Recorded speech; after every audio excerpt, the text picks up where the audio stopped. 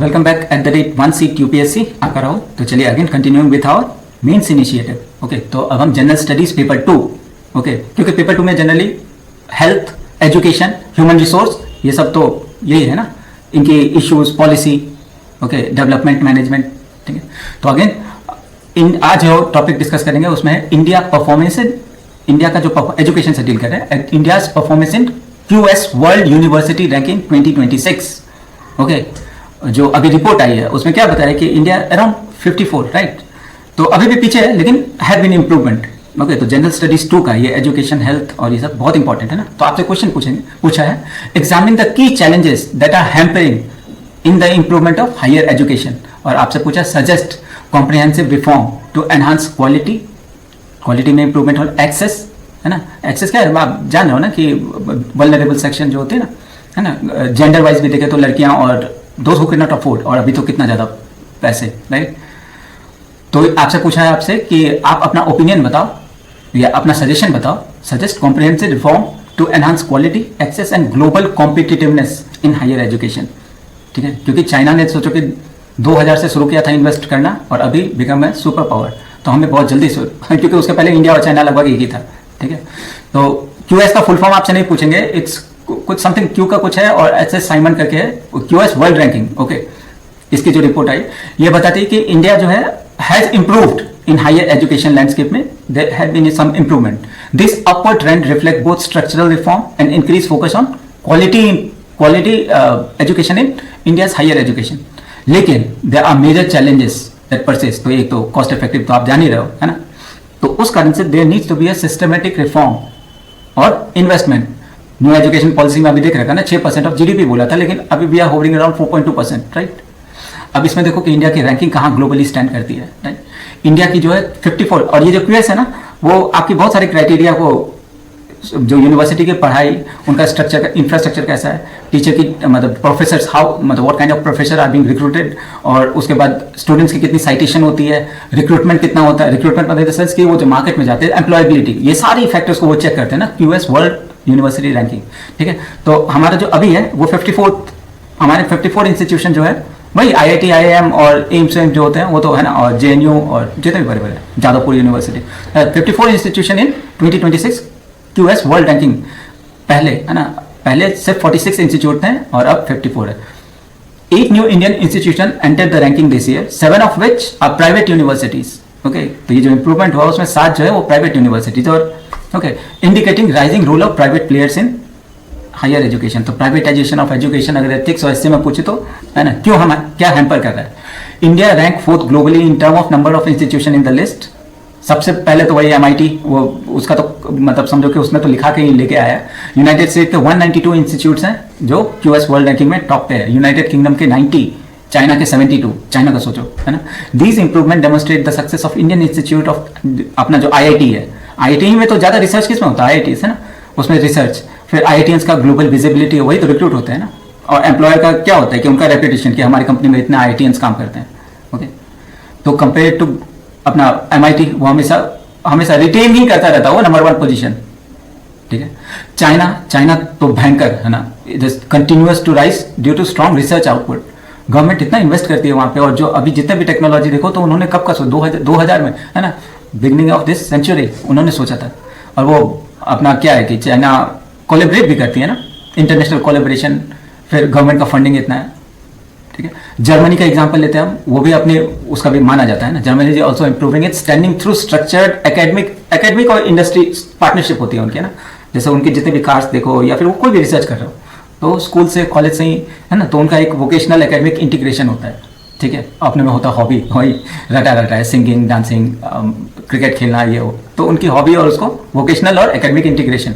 Okay, implication क्या है, India का जो परफॉर्मेंस है पहले से बेहतर हुआ है, लेकिन अभी ग्लोबल में हम कहीं आते नहीं हैं, ठीक है। चाहे रिसर्च के बारे में देखो या फैकल्टी स्टूडेंट रेशियो देखो, वो अपना क्या रवीश कुमार है ना, वो तो पूरा कॉलेज को लेके ही उसने बता रखा था कि बिहार और यूपी में कॉलेजेस के क्या हाल है। ओके, और स्कूल के बारे में तो आप जान रहे हो ना, अभी जो करंट न्यूज़ चल रहा है उसमें कितने स्कूल को, है ना, मर्ज कर रहे हैं और स्टूडेंट रो रहे हैं, तो दोनों में, ठीक है। अब देखो इंडिया में क्या हो रहा है कि प्राइवेट यूनिवर्सिटीज़ का वो बहुत ज़्यादा वो रैंक में आ रही है, ठीक है। इसका भी कारण है ना कि जो पब्लिक स्पेंडिंग होती है या फिर गवर्नमेंट का जो सपोर्ट होता है, they are withdrawing from it. Okay तो अभी आप खुद देखो कि जुलाई में जो उन्होंने, एक तो पहला बात ये जो 3 ईयर से 4 ईयर किया उसका कोई मतलब नहीं बनता है, ओके और वो भी वैसी चीज पढ़ रहा है जो बाबा आदम के जमाने है। सिलेबस आर नॉट गेटिंग जो चेंज बोलते हैं ना, विद चेंज सोसाइटी एनवायरमेंट। तो फिर ये भी देखिए कि जितने भी नॉर्थ के कॉलेजेस हो, whether it be Delhi university हो, तो साइंस स्टेम जो बोलते हैं, science technology engineering medicine, okay इसमें बहुत कम लोग जाते हैं। और सोशल स्टडीज और ये सब जो है ना आर्ट साइड के इनमें, लेकिन साउथ में देखो, साउथ में कितने जितने भी हैं वो इधर would be doing something in medicine, मतलब जो वैसे कोर्सेज कर रहे हैं that are science related, okay और अपने में तो नॉर्थ में तो ज़्यादातर सोशियोलॉजी, सोशल साइंस है वो सब, ठीक है। पब्लिक यूनिवर्सिटीज़ में एनरोलमेंट जो है वो लगभग 20 से 25% इंक्रीज है, वो भी बिकॉज ऑफ अफोर्डेबिलिटी, ओके ऐसा नहीं कि वो बहुत ज़्यादा। और अभी तो इतने सारे गेस्ट प्रोफेसर्स और वो सब कि यूजीसी का भी कितना फंड कट कर दिया है, लाइक है ना। तो इस कारण से, और फिर ये देखो इन्होंने नया जो पॉलिसी निकाला था कि जो कॉलेजेस में एडमिशन लेने के लिए जो एग्ज़ाम लेते हैं वो, राइट, उसमें क्या हो रहा है कि ऐसा उन्होंने वो चीज़ बनाया है कि प्राइवेट की सीट्स भर जाएं, उसके बाद कॉलेजेस जो गवर्नमेंट कॉलेजेस हैं उनका नंबर आए। प्रोफेशनल कोर्स में जस्ट अपोजिट है ना, मेडिकल की जितनी भी गवर्नमेंट सीट्स है, तो ये है बहुत सारी चीज़ में पॉलिसी को इस पर ध्यान देना होगा ना। Public university in contrast saw enrolment increase बस 20 से 25%, और प्राइवेट का तो बोलबाला था। The rise in private universities in QS list reflect the emphasis. Private में क्या है, अच्छा इंफ्रास्ट्रक्चर, इंटरनेशनल कोलैबोरेशन अच्छा होता है, स्पेशलाइज, लेकिन fees would be unaffordable, okay यहाँ सेमेस्टर पे तो आपका 5-6 हज़ार में चल जाएगा, वहाँ पे सीधे लाखों में बात होती है। तो देखा क्या गया इससे हम क्या फाइंडिंग से हम क्या कहते हैं, while private institution are growing fast their fees are often unaffordable for large section, raising question about the equity and accessibility. और एक ऐसा चीज़ है ना कि पेरेंट्स स्पेशली, तो ये सब जो फैक्टर्स है कि जहाँ पे ये they would be non compromising in it, like school fees बढ़ा दे, यूनिवर्सिटी फीस बढ़ा दे, तो आपके पेरेंट्स के पास कोई ऑप्शन नहीं है rather than to cut on their other spendings, right. तो खाने में कम कर देंगे, बहुत सारी चीज़ में कमी कर देंगे, लेकिन पढ़ाई में दे वुड बी, है ना, दे समवट फोर्स टू पे, ओके। अब एनरोलमेंट और जेंडर पैरिटी भी, जेंडर को भी इंक्लूड कीजिएगा आंसर में, जैसे GER बोलते हैं ना, ग्रॉस एनरोलमेंट रेशियो, ये भी इंप्रूव हुआ है ना, लेकिन बहुत कम, 24% से लेके अभी 29%, 5% का इंक्रीज हुआ है ना। गर्ल्स स्पेशली है ना, वो सोसाइटी में भी आता है, girls now constitute nearly 50% of जो बोलते हैं total enrolment in higher education. This show promising movement toward gender parity in education. अब तो वैसा है कि लड़कियां भी है ना बढ़ चढ़ के, specially in urban and semi urban region, okay. फिर स्ट्रक्चरल चेंजेस बहुत ज़्यादा देखने को मिल रहे हैं। Despite positive indicators, India's higher sector ये कुछ चीज़ से मतलब डीप रूटेड इश्यूज है, जैसे वही है ना, स्ट्रक्चरल चेंज क्यों चाहिए, पहला बात फैकल्टी शॉर्टेज है सबसे बड़ा, है ना, और गेस्ट फैकल्टी और वो सबको ला रहे हैं। फिर इंफ्रास्ट्रक्चर गैप, अभी जो 2-3 दिन से न्यूज़ चल रही है ना कि पूरा स्कूल के छत गिर जा रहे हैं, और तो इंफ्रास्ट्रक्चर में सिर्फ हुआ है ना कि बाहर का बिल्डिंग, उनके पास लेबोरेटरीज की कमी है, लाइब्रेरी की कमी है, डिजिटल एक्सेस रिमेन बहुत खराब है, इवन इन Tier 2 और Tier 3 कॉलेजेस में, ओके बहुत ज़्यादा अंडर फंड हो रहा है। Public university continue to rely on जो भी गवर्नमेंट सपोर्ट देते हैं ना, बजटरी सपोर्ट, ठीक है। तो इस कारण से क्या होता है कि कोई मोटिवेशन नहीं है प्रोफेसर का भी कि हम अपने कॉलेज से पहले जो होता था ना, because earlier we use to have different value system, okay कि देश से प्यार था, और अभी तो फिर रिसर्च आउटपुट में देखो, India's global research contribution remains low, मतलब सोचो कि 160 करोड़ जनता की पॉपुलेशन है, उसमें हम रिसर्च में कितना कम। वो अभी तो कितना बड़ा न्यूज़ आया था ना कि यार कि इंडियंस नोबेल प्राइज में देखो या किसी चीज़ में कि हम प्रोपोर्शनेट होना चाहिए ना, कि हमारी इतनी पॉपुलेशन है, इतने मेहनती है, तो इतने हमें नोबेल प्राइज मिलना चाहिए। लेकिन क्या है कि है ना, अपब्रिंगिंग जो हमारा होता है ना स्कूल लाइफ से और कॉलेज लाइफ में, वही मतलब कॉम्पिटिटिवनेस नहीं है, राइट। अभी भी आप देखो तो बहुत सारे गवर्नमेंट जॉब में आपसे वो पूछ रहे होंगे कि मतलब समथिंग रिलेटेड विद पॉलिटिक्स, ठीक है। बस एक UPSC है जो है ना, जो बोलते हैं कि आप अपना ओपिनियन दो, और ये इतना टफ, मतलब इफ़ यू स्कोर अराउंड 50% है ना, टोटल मार्क का 50%, तो you would and up in a rank. तो सोचो कि उनको एकदम बहुत, लेकिन आपका पॉइंट्स ऐसे होने चाहिए, तो इसलिए ये एग्जाम इतना टफ नहीं होता है। लेकिन ये कि रेगुलर नहीं बन पाते हैं, जो प्रीलिम्स क्वालिफाई करते हैं वो भी है ना कंफर्टेबल विद मेंस, और जो मेंस क्वालिफाई करते हैं वो भी कंफर्टेबल विद इंटरव्यू। लेकिन तीनों को अगर आप साथ लेके चलोगे ना, then you would develop that sort of confidence कि आपको किसी फॉर्म में क्वेश्चन पूछा तो आप बता पाओगे ना। चलिए, तो ग्रॉस एनरोलमेंट रेशियो इनका टारगेट था है ना 2020 में एम किया था, ठीक है, कि एटलीस्ट 50% 2035 तक 50% जनता होनी चाहिए, ठीक है, लेकिन अभी उससे कम है, तो ये इनएडिक्वेट है। फिर पॉलिसी और रिफॉर्म मेजर्स, ये भी देखो, जैसे न्यू एजुकेशन पॉलिसी 2020 का है, उनका विजन बहुत अच्छा था ना, holistic multi disciplinary and flexible education system. वो जो क्रेडिट वाला सिस्टम शुरू किया, इसलिए तो सेमेस्टर है ना, कि आप बीच में पढ़ाई छोड़ करके वापस you can complete your credit system, right, कि इतने क्रेडिट हमने एक्यूमुलेट कर लिया, then we are entitled for a certificate, right. तो ये सब पॉजिटिव और नेगेटिव दोनों, लेकिन आप कॉन्शियस रहो कि क्या कर। फिर प्रमोशन ऑफ रिसर्च थ्रू, हम रिसर्च में किसमें, जैसे नेशनल रिसर्च फाउंडेशन, ये एक इंस्टीट्यूट है जहाँ पे रिसर्च होता है। फिर हमें क्रिएट करना चाहिए creation of multi disciplinary education and research university, इसी को मेरू बोलते हैं, multi disciplinary education and research universities, okay. फिर बैंक ऑफ क्रेडिट, तो ये वाला जो क्रेडिट है वही जो बोला कि ये फलाने एग्जाम को आपने मतलब फलाने सिलेबस में इतने पोर्शन को कंप्लीट किया तो आपका क्रेडिट मिलता है, यही सबसे बड़ा था ना 4 year under graduate programme, okay. लेकिन अभी अगेन है ना, वो बिकेम अ मीन ऑफ ज़्यादा देर तक पैसे मिल सके, है ना, 4 साल का प्रोग्राम, और कुछ मतलब ऐसे ऑप्टिक्स के लिए सही है, लेकिन सच्चाई में 4 ईयर कोई मतलब नहीं बनता अंडर ग्रेजुएट प्रोग्राम का, है ना। इंटरनेशनलाइजेशन ऑफ कैंपस, ये भी अभी सरकार शुरू करी है ना, जैसे ऑक्सफोर्ड और कैम्ब्रिज के बारे में सुनते हैं ना कि they would be opening up there centres in India, right. फिर रूसा के बारे में आप लिख सकते हो, राष्ट्रीय उच्चतर शिक्षा अभियान, और PM USHA scheme focusing on equity based funding for state university. Central university को तो फंड मिलती है, तब उनका यह हाल है, तो स्टेट यूनिवर्सिटी का तो आप छोड़ ही दो ना। द रियल टेस्ट है वही इसके इम्प्लीमेंटेशन में, उसी में बहुत सारे शॉर्टकमिंग है ना। टाइमली फंड नहीं मिलते हैं, फिर रेगुलेटरी ओवरलोड है कि आप पढ़ाई छोड़ करके ये सब काम में लग जाओ, तो इस कारण से कैपेसिटी बिल्डिंग बहुत एसेंशियल हो जाता है ना। फिर अपना स्कूल और जैसे स्कूल का एजुकेशन और कॉलेज का एजुकेशन, राइट।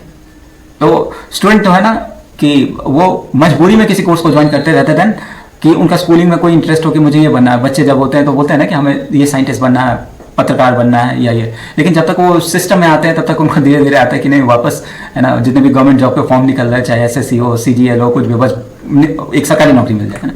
तो इसलिए link with school education, the quality of higher education is directly link to the output of school education. College सभी अच्छे स्टूडेंट जाएंगे जब स्कूलिंग उनका अच्छा हो। Many student entering higher education lack foundational skill, वो जो अभी प्रथम का जो हमने इसके पहले वाले में डिस्कस किया था ना, ठीक है, दैट्स व्हाट आई फेस, है ना। ऑफलाइन स्टूडेंट को भी कि यार उनकी इंग्लिश और ये कैलकुलेशन, है ना, मतलब वो अंदर से बहुत ज़्यादा मोटिवेटेड होते हैं, बट अगेन तो ये सब affecting learning outcome and employability, तो पूरा एक चेन में चलता है। पीसा देखो, programme for international student assessment, ये अपने इंडिया ने कब से चला रहा है, एनएएस नेशनल आपका achievement, NAS national achievement survey, इसमें बहुत ज़्यादा है ना, हम टेस्ट करते तो पता चलता है कि disparities in foundational literacy and numeracy across the state, ठीक है। और अभी तो एजुकेशन पे तो कितना ज़्यादा है ना, सिर्फ इस मतलब कि आप देखो कि एजुकेशन में जो पढ़ाया जा रहा है ना, history being replace through mythology, okay, और फिर आपका पीरियोडिक टेबल इंपॉर्टेंट नहीं है, या फिर इवोल्यूशन, ठीक है। तो आप खुद भी है ना, आप if you are consuming news, okay, और real news, not those, okay, that are भोंपू जो बने हुए हैं, तो आपको पता चलेगा कि सिलेबस में चेंज क्या हो रहा है और बच्चों को क्या दिक्कत आ रही है। Even if they computer, right, अभी वो एसक्यूएल और वो मतलब बहुत पीछे चल रही है, जो क्योंकि वो चले इंक्लूसिविटी एंड रीजनल डिस्पैरिटी, जैसे जो जो बोलते हैं ना एलीट इंस्टीट्यूशन जैसे आईआईटी, आईआईएससी, आपका जो यूनिवर्सिटी है ना, उनको इंप्रूव करना है। State university college basic structure के लिए बेसिक इंफ्रास्ट्रक्चर देख लिया ना कंप्यूटर लैब है, ना लाइब्रेरी है, ठीक है, और सब कुछ गवर्नमेंट चाहती है कि सब कुछ ऑनलाइन अवेलेबल है, तो लेकिन अभी भी बहुत ज़्यादा है ना। फिर रीजनल इंबैलेंस देखो, सदर्न स्टेट बहुत अच्छा परफॉर्म करते हैं, बेटर देन अपना सेंट्रल और नदर्न, है ना। और कोविड-19 के बाद तो ये जो ऑनलाइन का जो ये चक्कर आया ना, ये बहुत घटिया है ना, कि मतलब बच्चे अब दे आर क्या बोलते हैं, are no more discipline. School जाना या फिर किसी कोचिंग में आप क्यों जाते हो, टू बिकम डिसिप्लिन, राइट। घर पे रहे तो फिर माहौल ही वैसा होता है, वर्क फ्रॉम होम हो, वो सब वो पता चल जाता है ना कि इस, है ना, समवट अफेक्टिंग देयर आउटपुट, ठीक है। तो फिर कोविड-19 के बाद थोड़ा झटका लगा है। तो ये सारे पॉइंट्स आप बताओगे, अपनी ओपिनियन दोगे, और ओपिनियन में जो बेसिक है वो तो दोगे ना। बजटरी एलोकेशन उसको बढ़ाइए, 6% of GDP that was promised in new education policy, उसको बनाओ, ठीक है। फिर ऑपरेशनलाइज कीजिए नेशनल रिसर्च, एनआरएफ जो बोलते हैं ना, to promote interdisciplinary high impact research across discipline, okay, मतलब ओवरऑल पर्सनैलिटी को इंप्रूव करो, ओके, कि आप वही चीज़ है ना, नॉलेज बहुत है लेकिन आप यू आर नॉट, आपकी जो पर्सनैलिटी है does not match with your knowledge, तो फिर तो इंटीग्रेटेड है ना, कि आप में उतनी कॉन्फिडेंस होनी चाहिए। Facilitate foreign faculty recruitment and academic exchange to enhance global exposure. फिर प्रमोट कीजिए ना, बढ़ावा दीजिए।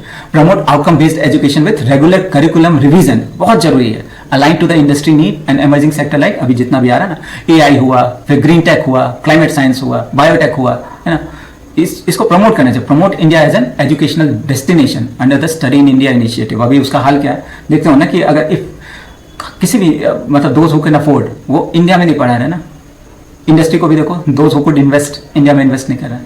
ओके, तो this is how political economy है ना, पॉलिटिकल इकोनॉमी किसी गवर्नमेंट की अफेक्ट ओवरऑल लाइफस्टाइल है ना, या फिर आपकी जो ड्रीम है आगे मुझे ये बनना है वो बनना है, gets affected.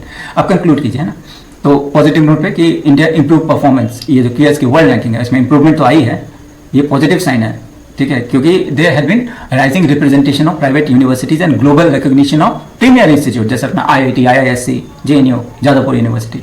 However journey ahead requires systematic transformation, system में कुछ गड़बड़ी है ना, सिस्टमिक ट्रांसफॉर्मेशन इसलिए चाहिए। A balance focus on access, equity, excellence will be the key in transforming India into a true global knowledge hub।